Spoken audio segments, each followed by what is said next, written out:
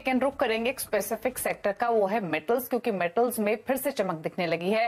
Copper, iron ore, steel, aluminium के दाम फिर से चढ़ने लगे हैं। क्या है कारण, ये बताने के लिए नीरज वाजपेयी हमारे साथ मौजूद हैं। नीरज जी बताइए, मेटल्स को इनफैक्ट अगर हम प्राइस एक्शन भी देखें तो पिछले 3 मंथ्स में या फिर पिछले कुछ मंथ्स में कंसिस्टेंटली इंडेक्स भी ऊपर की तरफ ही गया है और इंटरनेशनल मार्केट्स में तो प्राइसेस बढ़ ही रहे हैं। क्या कारण है और अब यहां से आगे का आउटलुक क्या मिल रहा है? देखिए, मेटल्स में फेरस और नॉन फेरस दोनों में एक बॉटम बना था जब चाइना में प्रॉपर्टी मार्केट में बहुत बड़ा एक डंप आया था। उसके बाद से चीनी गवर्नमेंट ने कुछ कोशिश की, कुछ जगहों पे रेट कट कराए, बैंकों से कहा कि इजी लोन प्रोवाइड करिए, कस्टमर को रियायतें दी।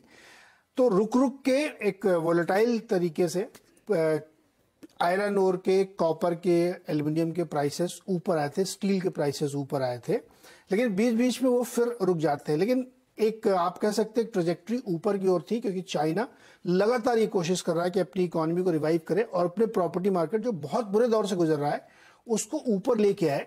तो इसलिए आप देख रहे होंगे कि मेटल्स में एक तेजी का माहौल बना हुआ है। साथ ही साथ जो यूरोपियन मार्केट था वहां पे भी थोड़ी डिमांड बढ़ी है, उसकी वजह से भी प्राइस स्टेबल हुए हैं।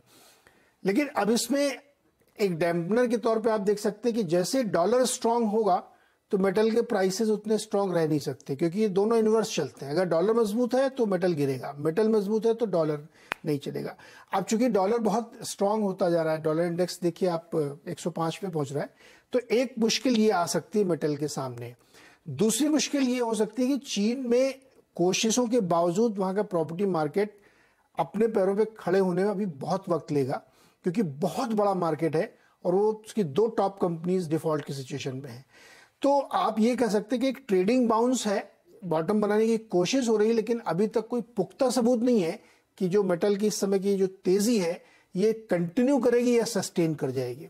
जब तक कि चीन की तरफ से पक्के सस्टेन बेसिस पे रिलायबल आंकड़े नहीं आ जाते कि वहां पे रिवाइवल हो रहा है और सरकार एक बड़ा स्टिमुलस दे सकती है। अगर एक स्टिमुलस का ऐलान हो जाए तो शायद सस्टेन करेगी, लेकिन सरकार स्टिमुलस से बच रही है, वो एडमिनिस्ट्रेटिव मेजर्स लेकर के इसको रोकने की कोशिश कर रही है। तो इसलिए मेटल की रैली को इसी सेंस में देखना चाहिए। अभी भी इसमें डॉलर की स्ट्रेंथ को देखते हुए और चीन की मुश्किलों को देखते हुए ये नहीं कहा जा सकता कि यहां से ये कंटिन्यू करेगा। तो डॉलर इंडेक्स का मूवमेंट, हालांकि जिन एंटिसिपेशन में मेटल्स में हमने बाइंग देखी वो नीरज जी ने बताया कि फिर चाहे वो चाइना के इकोनॉमी रीओपन का बज ही क्यों ना हो या फिर यूरोप से डिमांड बेहतर होने की ही स्पेकुलेशंस क्यों ना हो, लेकिन ये कंफ्यूजन जिसका जिक्र अभी नीरज जी ने किया वो प्राइसेस में भी दिख रहा है। अगर हमने प्राइसेस ऊपर की तरफ जाते हुए देखे भी हैं तो वो तेजी भी कहीं ना कहीं रेस्ट्रिक्ट हुई है और हर तेजी पर छोटा मोटा करेक्शन भी जरूर आता है। शुक्रिया नीरज जी ये डिटेल्स बताने के लिए बेस मेटल्स पर। अब बात करेंगे